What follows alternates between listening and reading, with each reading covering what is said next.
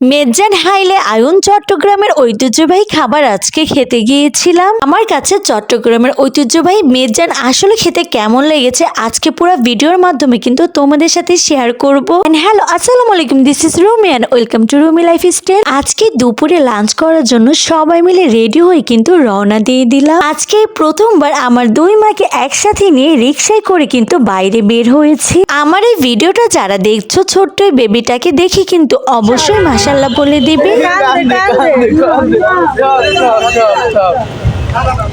রাহা বুড়ি ভেবেছিল মা তাকে ছেড়ে চলে গিয়েছে। মাকে দেখা মাত্রই কিন্তু রাহা অনেক কান্না করে দিয়েছিল।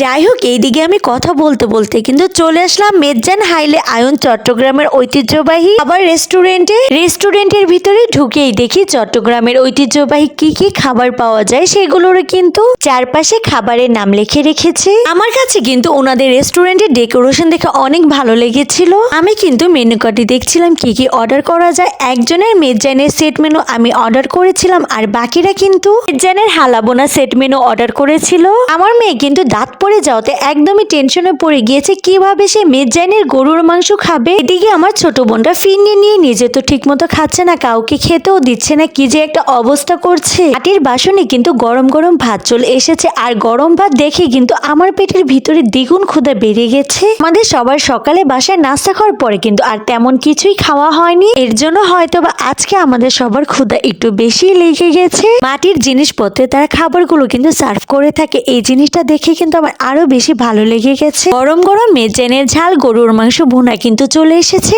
আমার কাছে কিন্তু মাটির জিনিসপত্রের খাবারগুলো দেখে কিন্তু অনেক লোভনীয় লাগছে। খাবার খাওয়ার পরে কিন্তু বোঝা যাবে চট্টগ্রামের ঐতিহ্যবাহী মেজান খেতে আসলে কেমন লাগে। মেয়ে কিন্তু গরুর কালো বোনা খেতে অনেক পছন্দ করে। এখন দেখা যাবে চট্টগ্রামের হালা বোনা মুস্কান খেতে কতটুকু পছন্দ করে। আমার মেয়ের দাঁত ফালিয়ে দেওয়ার পর থেকে কিন্তু ভয়ে ঠিক মতো খাওয়া দাওয়াই করতে চাচ্ছিল না। খাওয়া দাওয়া করলে নাকি দাঁতের ব্যথা আরো বেশি বেড়ে যাবে, এই কারণে কিন্তু কয়েকদিন ধরে আমার মেয়েটা খাওয়া দাওয়াই করেনি। একদিন ধরে বুঝাতে কিন্তু এখন একটু স্বাভাবিক হয়েছে, খাওয়া দাওয়া কিন্তু ঠিক মতো করছে। সবাই আমার মেয়ের জন্য দোয়া করবেন। ইদারিং আমার মেয়ের ওজনটা কিন্তু অনেক কমে গিয়েছে, শরীরের অবস্থাও কিন্তু বেশি একটা ভালো না। এদিকে আমি গরম ভাতের সাথে কিন্তু চট্টগ্রামের ঐতিহ্যবাহী মেজানের ডাল নিয়েছি আর কিন্তু নিয়েছি সালাদ। মেজানের ডালের সাথে কাঁচা পেঁয়াজ দিয়ে খেতে নাকি অনেক বেশি মজা লাগে, এর জন্য কিন্তু আমি গোটা একটা পেঁয়াজ নিয়ে নিয়েছি। মেজানের ঝাল গরুর মাংসের বোনা থেকে এত সুন্দর গ্রান বের হচ্ছে, খেতে মনে হয় অনেক মজা হবে। এইদিকে আমি এক হাঁড়ি ভাত, মেজানের ডাল, গরুর মাংস সবকিছুই কিন্তু একসাথে নিয়ে নিয়েছি।